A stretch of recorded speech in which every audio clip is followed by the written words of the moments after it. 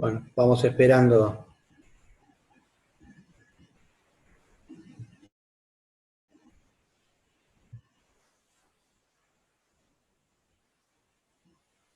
Ahí estamos volviendo, Daniel. Sí, por eso, estoy esperando. Éramos 50 y algo, ¿no? Estamos recuperando la cantidad de alumnos, sí, vamos 20 recién. Por eso. A ver, ¿se me sigue escuchando mal o mejoró? No, se está escuchando bien. Bueno, Están entrando los chicos. yo quería mientras entran chequear a ver si puedo configurar algo Ok, de audio. bien. No, pero lo tengo bien configurado.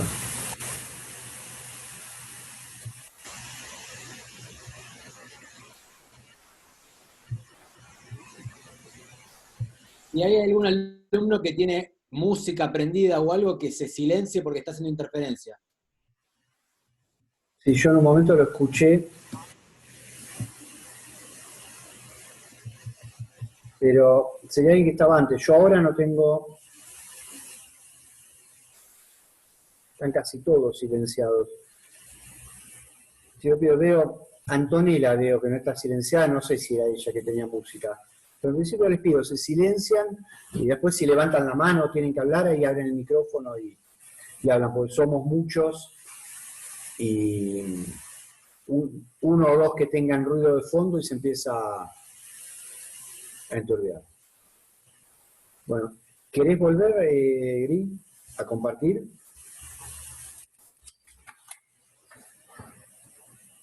Estábamos en los requisitos de la letra, que es la quinta, creo.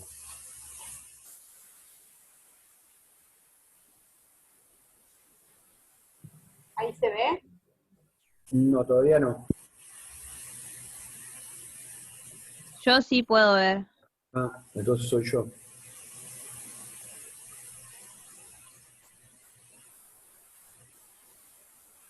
Hay una interferencia que quizás pueda ser un celular. A ver, yo ahí la puedo ver. Yo la veo perfecto. ¿Vos, Mariana, lo ves? Yo ahora la veo.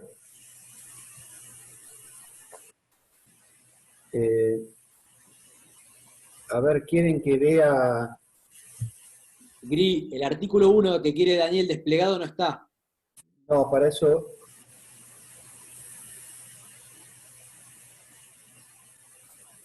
No, en este momento están todos silenciados. Ahí está. Bueno, lo que yo les decía, si ustedes ven el artículo, que en realidad eso es el decreto, después véanlo tranquilos, pero van a ver que el artículo 1 les enumera todo lo que tiene que tener la letra. Fíjense que desde el nombre, o con las variantes, puede ser que esté el nombre o que no diga letra de cambio, pero que diga la orden. Después, el artículo 2 es lo que les define qué es la letra, o sea, la promesa de que se pague una suma determinada, el nombre que debe pagar. Si falta uno solo de estos elementos, no hay una letra, salvo los supuestos del artículo 2. ¿Qué es el artículo 2? El artículo 2 es lo que les define cuáles de las cosas del artículo 1, si faltan, la ley da una solución. Entonces, por ejemplo, en un punto les dice, si no dice cuándo se debe hacer el pago, se presume que el pago es a la vista, o sea, cuando el título fue librado a la vista. Si no dice dónde se debe pagar, se entiende que es en el domicilio del girado. Entonces, hay requisitos del artículo 1 que la ley lo suple. Ahora, si tengo un requisito que la ley no lo suple, la ausencia de ese requisito determina, no la nulidad, determina que no es una letra de cambio. Será un título que me permite probar un crédito en otro marco, pero no es un título de crédito. ¿Sí? Entonces, si vamos, bueno, les quedó un poco tapada la filmina original, pero ahí sí volvemos. Entonces, los esenciales, que son los incisos que no tienen una suplencia legal, entonces, en ese caso, la letra digamos, si faltan esos, no tengo una letra de cambio. Y se llaman requisitos naturales aquellos que el artículo 2 los suple, o sea, que me aclara. Entonces, yo quiero saber si algo es una letra de cambio. Bueno, voy al artículo 1, lo leo literalmente, veo que no sea un pagaré, y de paso al margen. Quiero saber si es un pagaré, voy al artículo 101, el decreto de ley les quedó este numerado fácil como para la regla mnemotécnica. 1 letra de cambio, 101 pagaré, 2 los requisitos supletorios de la letra de cambio, 102 los requisitos supletorios en el pagaré. Entonces, esto como repaso, esto fue lo que vimos el otro día, pero para un poco meterlos en tema letra de cambio. Y ahora sí vamos al tema de hoy puntualmente, que es la aceptación. Entonces yo les anticipé, ¿qué es la aceptación? Bueno, la aceptación es un acto por el cual el girado voluntariamente decide convertirse en obligado cambiario y de algún modo dice, bueno, asumo la obligación de pagar, acepto esta letra. O sea, aceptar es un derecho, el girado tiene absoluta libertad para hacerlo o no. A lo mejor ustedes se preguntarán, ¿y por qué alguien va a aceptar pagar algo? Bueno, por algún acuerdo que seguramente ha de tener con el librador. Puede ser un acuerdo de palabra, puede ser que sea alguien que conozca, puede ser que el librador ya le mandó el dinero, puede ser que le deba plata al librador, pero todas esas razones que pudiera tener en derecho cambiario no nos interesan. Justamente la aceptación también es abstracta. Un carácter de aceptación es que es abstracta. ¿Por qué? No importa por qué motivo aceptó, lo que nos importa es si aceptó o no. La aceptación es incondicional. ¿Qué quiere decir esto?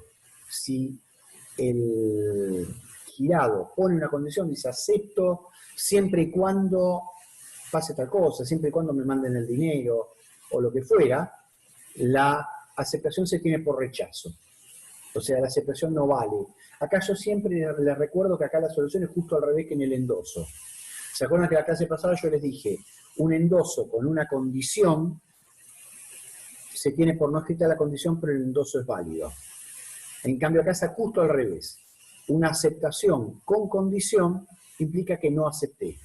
O sea, para aceptar tengo que poner acepto y firmar. O incluso podría firmar solamente. Si el girado pone su firma en el frente del título, quiere decir que aceptó. Les dije que es unilateral, entonces incondicionada. Y también irrevocable. ¿Qué quiere decir esto? El girado no se puede arrepentir de la aceptación. Una vez que aceptó, se incorporó al título como obligado cambiario y a partir de ese momento no se podría salir diciendo no me arrepiento, retiro la aceptación. Lo que dice... Profe, ¿me escuchan? La aceptación deja de tener posibilidad de arrepentirse una vez que se desprendió del título. Entonces, si yo firmo la aceptación, pero todavía no la entregué, podría tacharla. Pero una vez que la entregué y salió de mi poder, ya no puedo retrotraerme, ya está aceptado. Una vez que el girado aceptó, se incorporó como obligado cambiario y se convierte además en algo que es el principal pagador. O sea, en la letra, el principal pagador no es el librador, es el girado. ¿Por qué? Porque si las cosas salen bien como estuvo previsto, quien debe pagar es el girado. Después. Sí, ahí Daniel, hay una alumna que quiere preguntar algo. Sí. Le hago una consulta, o sea, para aceptar, ¿tiene que aceptar al 100% sin ninguna condición? A ver, sin condición sí. O sea, porque si pone condiciones no aceptar. Pero lo que sí podría hacerlo es lo que se llama la aceptación parcial. O sea, el girado puede decir, bueno, la acepto, pero hasta tal límite. Que es una buena pregunta, no se los había dicho. El girado tiene la chance de aceptar hasta un límite. La aceptación hasta cierto límite, obviamente implica rechazo de la aceptación por la parte no aceptada. No es como el endoso. Pero acá hay una razón. En títulos hay un principio, que es que el pago parcial debe aceptarse. Ahora en un ratito cuando veamos pagos se los voy a explicar. Pero si a mí alguien me ofrece pagar una parte, yo estoy obligado a aceptar eso. Obviamente yo retengo el título para ir por el resto, pero estoy obligado a aceptar la parte que ofrecen pagarme. En consecuencia, la aceptación parcial también es válida. Porque sirve, bueno, esa parte me la aseguro o mejoro la garantía. Lo que no me aceptaron tengo el rechazo, es mejor eso que el rechazo completo. Además, ustedes no se olviden de un principio. El título, por regla, es circulatorio. ¿Qué quiere decir? Pasó por muchas manos, o pudo haber pasado por muchas manos. Si pasó por muchas manos, quiere decir que hay muchos obligados, hay muchos endosantes, que se acuerdan que vimos otro día, cada endosante está obligado a pagar. Con lo cual hay muchas personas interesadas en que si alguien quiere pagar una parte, la pague, para achicar la obligación cambiaria. Con lo cual es por eso que se dice que quien tiene que cobrar no se puede negar a aceptar una parte, porque no solo él el que se beneficia cobrando, beneficia a todos achicando la obligación. Consecuencia de eso, en la aceptación pasa lo mismo. Yo no puedo negarme que me acepte por una parte, porque es algo, y ese algo beneficia a muchos. Entonces no tengo derecho, no es como en derecho común, donde si mi deudor me quiere pagar una parte, yo tengo derecho a decir, no, yo te cobro todo o nada, porque finalmente el que se perjudica o beneficia soy yo solo. En la letra, cuando yo no cobro, estoy afectando a un montón de otros obligados. ¿Se entiende? Ahora, la parte no aceptada se entiende que está rechazada, que ahora vamos a ver cuál es el efecto de la no aceptación. Entonces, si se acepta una parte, la parte está aceptada, perfecto, la no aceptada implica rechazo, que después vamos a ver qué quiere decir el rechazo. Acá está desplegada la normativa importante. Yo en realidad, a ver, perdón que hice, me tapó. Acá está desplegada esto, para por los dos cuando lo lean, vayan al decreto de ley, porque en algún lugar hay algunos puntos suspensivos, porque no sé, si no, no entraba en una filmina todo lo que queríamos transcribir. El artículo 23, que dice puede, ¿qué quiere decir ese puede? ¿Hay alguna? Mariano, ¿vos estás contestando? Decime avísame si tengo que contestar algo. No, yo estoy contestando. No ves que algo hace falta que yo conteste, avísame. El artículo 23 dice puede. ¿Qué quiere decir? Que el portador es quien tiene la letra, no está obligado a presentar la letra de su aceptación.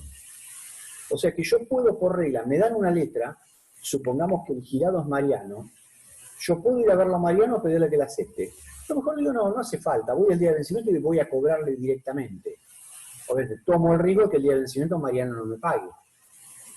Pero a lo mejor me queda incómodo porque Mariano vive muy lejos, puede trasladar la letra completo y no estoy obligado. Si voy a aceptar, ¿qué gano? Gano que ya lo tengo comprometido a Mariano. Pero si no voy a verlo, la letra es válida igual y yo puedo cobrarla. Por eso el artículo 23, ahí lo subrayamos, dice, la letra de cambio puede ser presentada por el portador o por un tenedor. Yo le puedo mandar a un amigo, a un conocido a que la lleve para su aceptación. Puedo, si quiero, si lo creo conveniente. A lo mejor me conviene porque una vez que me la aceptan, gira más fácil, porque es más fácil que alguien me acepte endosada una letra ya aceptada que una letra no aceptada. Pero es opción mía, a lo mejor yo no la voy a endosar, me la guardo en un cajón y digo, me voy hasta la casa de Mariano una sola vez a cobrarle, para que venga una vez a que acepte y otra vez a cobrar. Es decisión de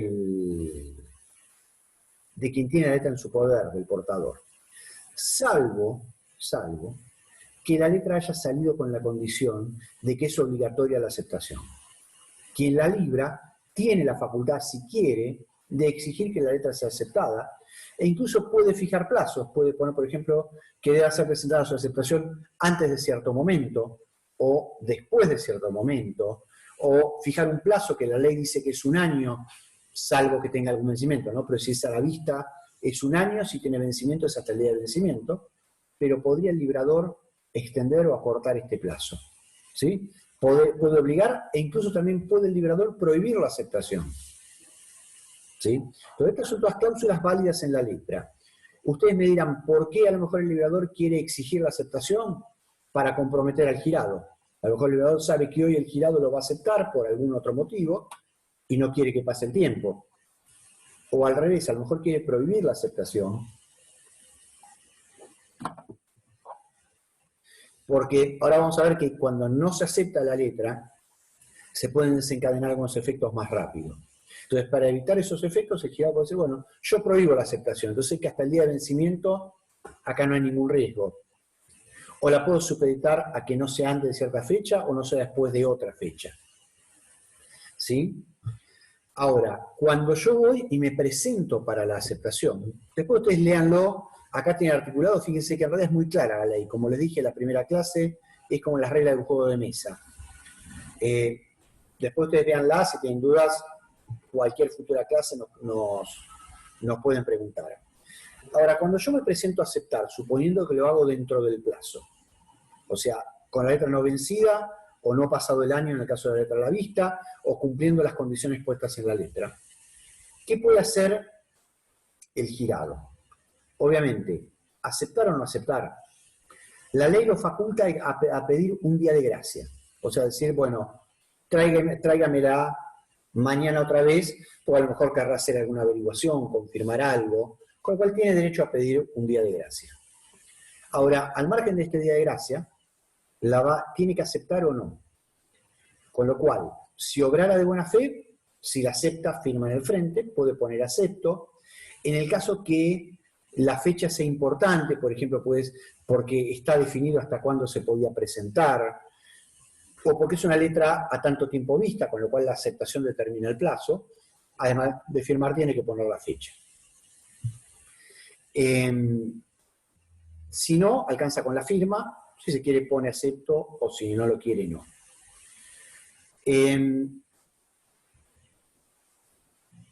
Y si no, puede no aceptar. ¿Qué pasa si no acepta?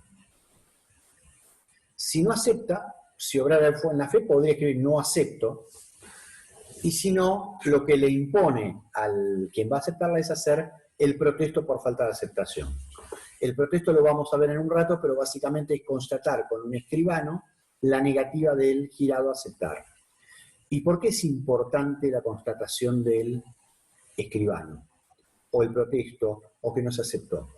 Porque cuando la letra no es aceptada, lo que puede hacer el portador es iniciar las acciones de regreso, o sea, iniciar acciones contra el librador y todos los demás obligados, iniciar juicio, sin esperar el vencimiento de la letra. O sea, supongamos que la letra es a pagar dentro de un año, pero yo voy hoy a que la acepte. Si me la rechaza, yo puedo hoy iniciar la demanda, no tengo que esperar un año. ¿Entiendes? ¿Hasta acá? Acá igual Mariano me va subtitulando. Ahora, si no acepta, yo puedo iniciar la acción de inmediato, o también podría no iniciarla. Podemos decir, bueno, hoy no me aceptó, pero a lo mejor a futuro me paga. Con lo cual no estoy obligado a iniciar la acción. Puedo esperar e ir al vencimiento a cobrar, o puedo iniciar la acción antes. Esto es decisión de quien tiene la letra del portador. O incluso la puedo seguir endosando si alguien me la acepta una vez rechazada. Entonces, a ver, acá alguien me dice que hubo problemas con el audio al final. Porque alguien me... En la última parte, en la última parte que explicó. Donde expliqué que, o sea, si la letra es rechazada, el portador puede iniciar acciones de inmediato sin esperar el vencimiento, o también puede decidir esperar el vencimiento, porque a lo mejor confía a que después le van a pagar, no está obligado a iniciar acciones. Podría no iniciarlas, podría cobrar, a lo mejor el que no aceptó el día de vencimiento paga. O sea, no aceptar no implica que no va a pagar, implica que no se compromete a pagar. Entonces, ahí tiene el articulado donde termina el artículo 30, donde dice el jurado que aceptó queda obligado a pagar, se convirtió en obligado cambiario. ¿Está claro aceptación entonces? ¿Sí? Aunque sea con las caras. ¿O alguien quiere preguntar algo de aceptación antes que pasemos a lo que sigue? Sí, yo tengo una consulta. Sí. Entonces, la letra de cambio no es necesario empezarla a girar si es que está aceptado o no. Si está aceptado o no es un tema aparte, pero puede empezar a librarse, ¿verdad? Exactamente, exactamente. La aceptación me mejora el título. ¿Por qué me lo mejora? Porque tengo un obligado cambiario más. Entonces es probable que me la tomen mejor. Pero puede girar, y como les decía, podría nunca presentarse a la aceptación, salvo que tuviera un vencimiento, por ejemplo, tantos días vista, bueno, o ahí tengo que presentar la aceptación, porque si no, nunca empieza a correr el vencimiento. Y obviamente cuando tengo que presentarla, tengo un plazo, y si no lo hago, perjudico el título. Pero salvo esos supuestos, por ejemplo, una letra a la vista puede girar 6 meses sin aceptación, pasar por un montón de endosantes y endosatarios, y que el último día alguien vaya a cobrar directamente sin ir a aceptar. Y obviamente ahí el jurado pagará o no. Y mientras que la letra de cambio no tenga ningún aceptante, ¿cuál sería la diferencia entre, durante ese tiempo que no tiene nadie que lo acepte, cuál es la diferencia con un pagaré? Porque Y a el ver, pagaré no tiene. se podría parecer, pero tiene algunas diferencias. Ahora cuando veamos acciones vamos a ver que, por ejemplo, el librador del pagaré es el obligado principal. Y en cambio el librador de la letra no es el obligado principal. Entonces ahora en un ratito que vamos a hablar de pago y de acciones, vamos a ver que no surte el mismo efecto el pago por parte de un obligado de regreso, como es el librador de un pagaré, como es el librador de una letra, como el pago por un obligado principal, como es el librador de un pagaré. O sea, no es exactamente lo mismo. No es lo mismo. La única diferencia que existe, mientras que no tenga ningún aceptante contra el pagaré, es que el pagaré hay un solo obligado. Siempre va a haber un solo obligado. No, después van a aparecer todos los endosantes, los Aparte de avalistas, los antes. puede haber Claro. muchos, pero imaginemos un pagaré que no circuló y que no tiene ninguna avalista, sí, hay un solo obligado. Y el obligado del pagaré es el obligado principal. Vamos a ver ahora en un ratito que veamos acciones, que ahí hay alguien preguntando, pero lo vamos a ver todo. Cuando veamos acciones, van a ver que las acciones no son las mismas contra el obligado principal que contra el obligado de regreso. Entonces es importante saber, y no es lo mismo la letra donde el obligado principal es el girado, obviamente siempre y cuando sea obligado, que el pagaré donde el obligado principal es el librador. Por eso no podemos decir que sea lo mismo. Pero bueno, se parece en cuanto a que a lo mejor si no circuló tengo un único obligado. Ok, gracias. Bueno, Profe. aquí escribe que se le corta. Yo supongo que la grabación tiene que quedar bien, que espero que sí. Con lo cual, después puede haber la grabación. Avísenme, no sé, Griselda o Mariano, si ven que se corta mucho, avísenme. Yo te estoy escuchando bien, me parece raro que a la alumna no te escuche bien, pero No, es que puede ser claro, puede ser la conexión de ella. Claro. Entonces, pero Naime, si es tu conexión, después lo vas a poder escuchar perfecto de la grabación. Ahora, si se les empieza a cortar a todos, ya el problema es de mi conexión y por ahí graba mal. Entonces, ¿se entendió aceptación? ¿O alguien quiere preguntar algo? Profe. Sí. Una consulta. Entonces, el que tiene que hacer la aceptación siempre va a ser el girado, o sea, el que se le domina girado. Exactamente. Solo el girado puede aceptar. A ver, hay una excepción que en el apunte que le hicimos lo van a encontrar. Yo a veces no lo doy porque es algo realmente, en estos tiempos creo que no existe ya. Casi no existe la letra, pero que es la aceptación por intervención. Pero como vos preguntaste, Florencia, eso puntual, te lo contesto. ¿Qué es la aceptación por intervención? También se llama aceptación de honor. Es cuando alguien que no es el girado, ante el rechazo por parte del girado, dice, bueno, yo para evitar la deshonra y evitar que ya haya una acción, acepto, aunque no estaba obligado, pero voy y acepto yo no era nadie. Pero acepto, entonces con mi buen nombre, como me comprometo a pagar, la letra sigue circulando bien hasta el vencimiento, pero por supuesto, si en su momento no pagan, voy a terminar pagando yo. Pero bueno, es una modalidad que está prevista en la ley expresamente, en el decreto ley, por eso como preguntaste lo contesto, pero la regla es que quien debe aceptar es el girado. ¿Sí? Ok, buenísimo. Bueno, siguiente tema es pago, que se los voy a tratar de dar bastante breve, igual en el apunte lo tienen bastante bien desarrollado. ¿Qué es pagar en derecho? Pagar es cumplir con una obligación. O sea, no solo en derecho cambiario. El pago está definido en el Código Civil y Comercial y se entiende por pagar cumplir una obligación. No necesariamente dar dinero. Obviamente, cuando estamos hablando de títulos de crédito, el pago es cumplir con la obligación contenida en el título,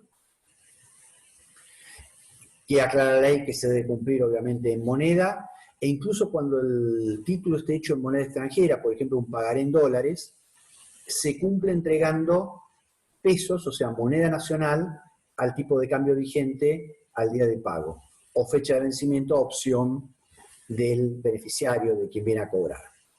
Por supuesto que en tiempos como el de hoy puede ser un problema, porque hoy sabemos que no es lo mismo, no sé, $1.000, que $1.000 al tipo de cambio oficial, que serán 65.000 pesos.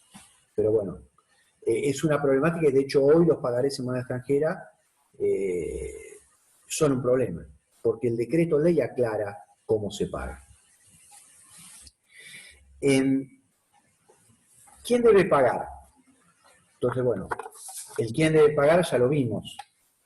Debe pagar, a ver, yo quiero ordenarme, debe pagar en una letra el aceptante, si es que aceptó, en un pagaré el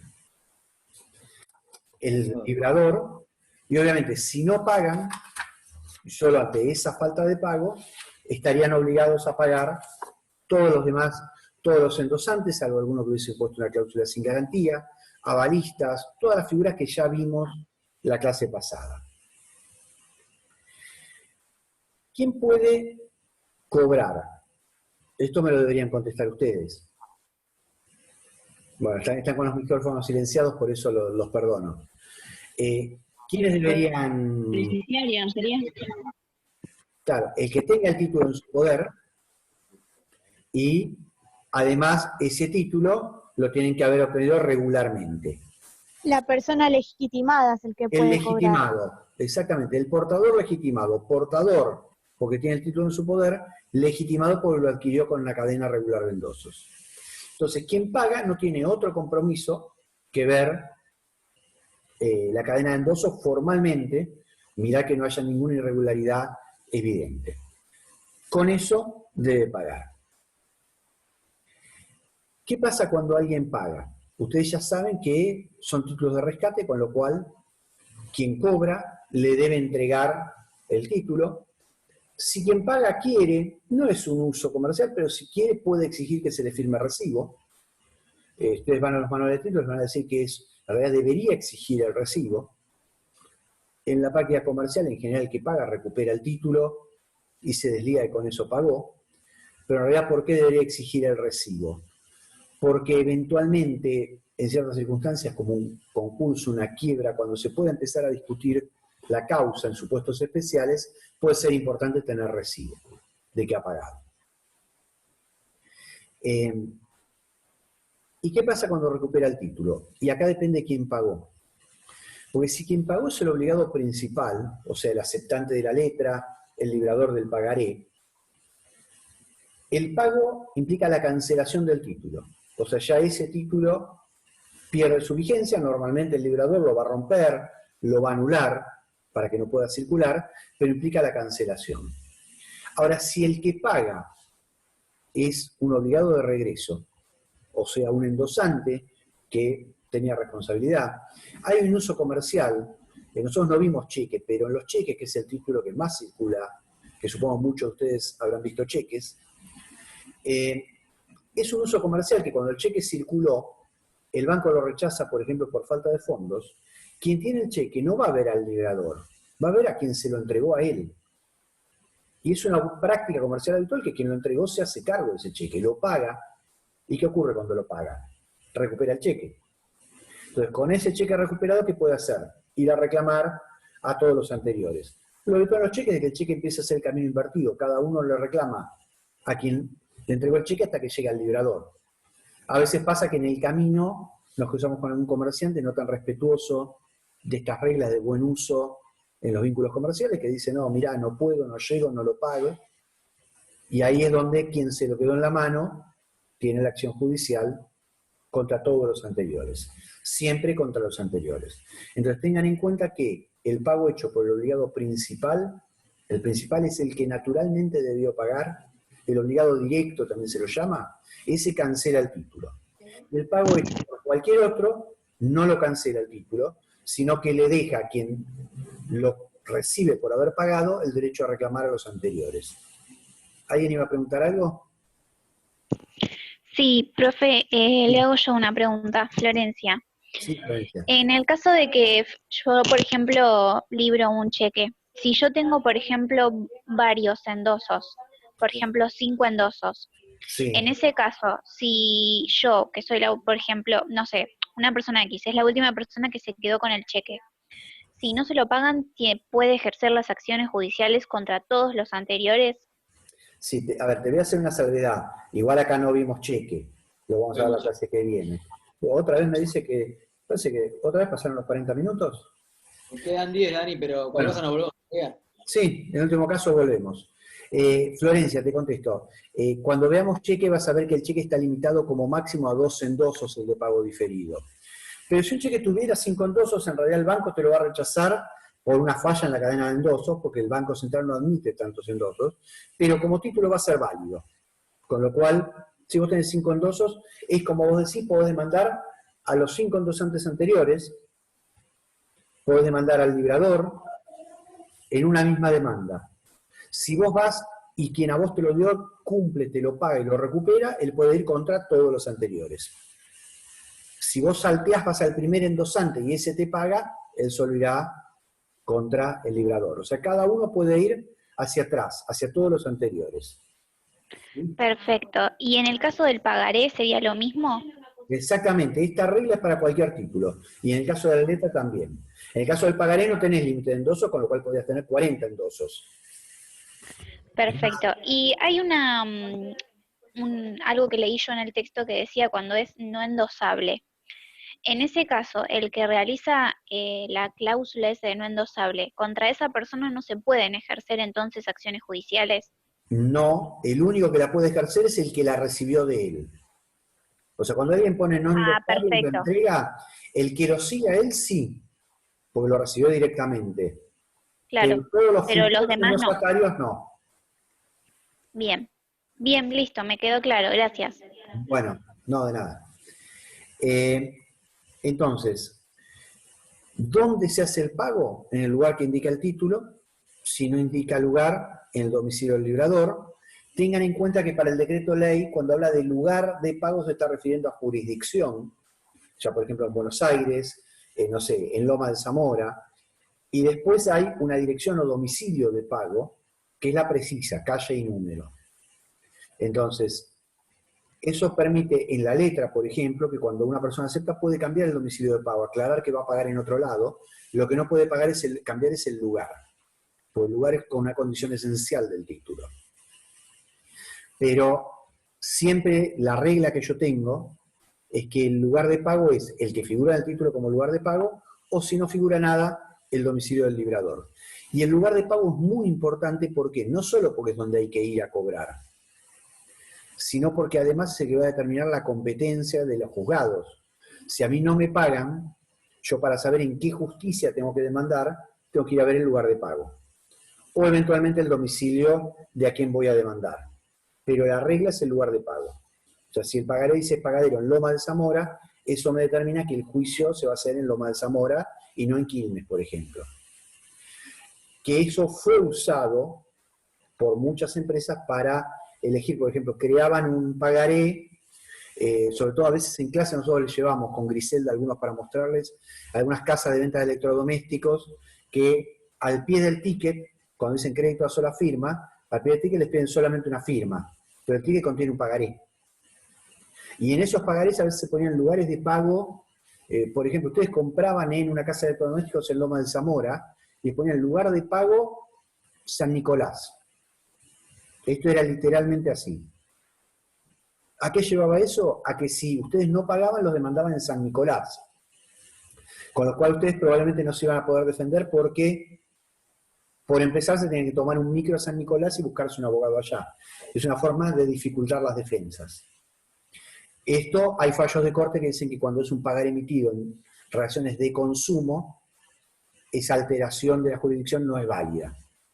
Pero bueno, esto como nota al margen o de color, pero para que vean la importancia que tiene el lugar de pago.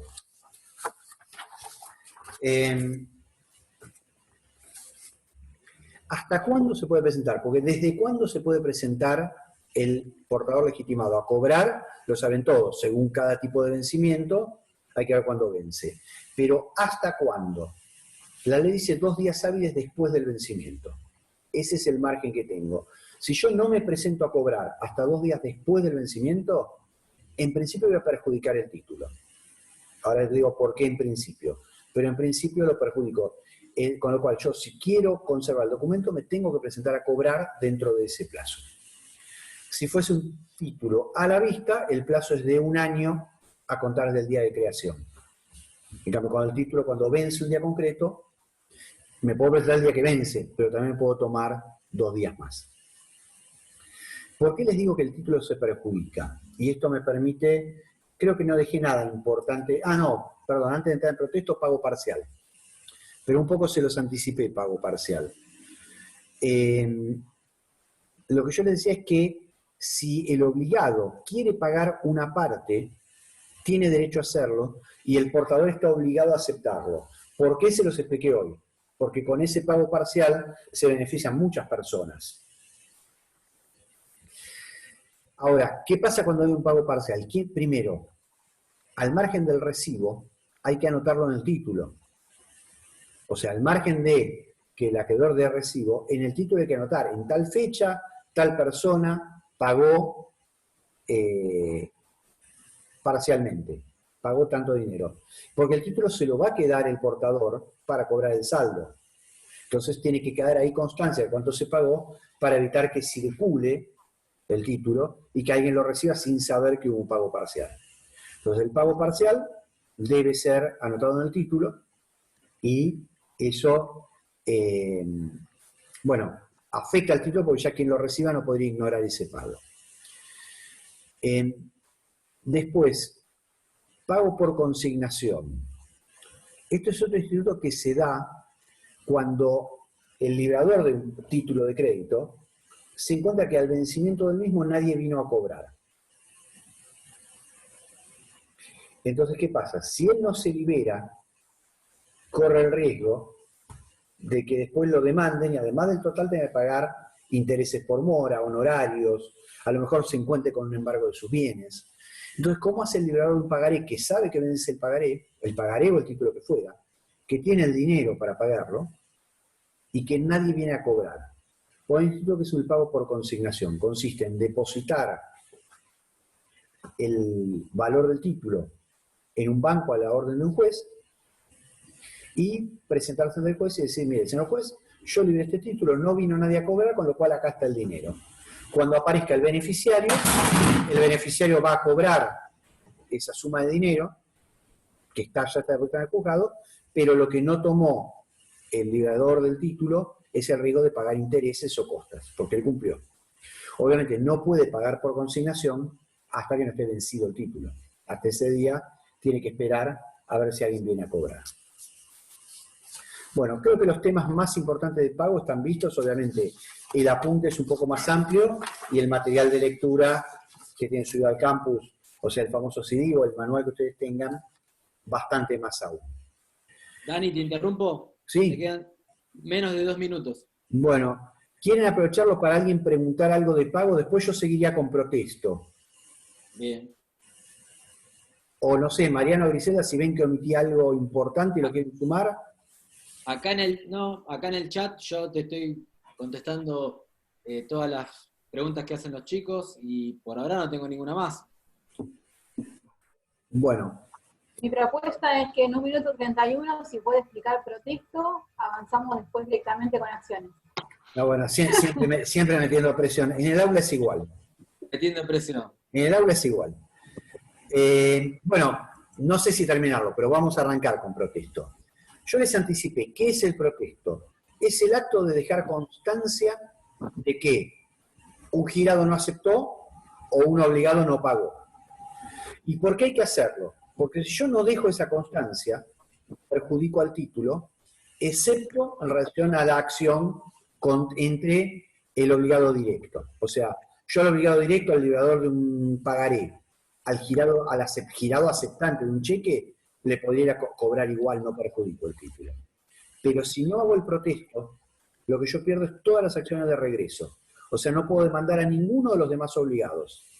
Por eso el protesto se transforma en un acto que necesariamente debe realizar el portador de un título, y el único proyecto en la Argentina, la única forma de hacerlo en nuestra ley, más allá que la ley les menciona 2, pero la única vigente y efectiva es ir con un escribano. Es muy sencillo, voy con un escribano, el escribano se presenta como tal y le informa al girado, vengo a dejar constancia, usted va a pagar el girado o el liberador dice no, no pago, o no atiende la puerta, que sería lo mismo, el escribano deja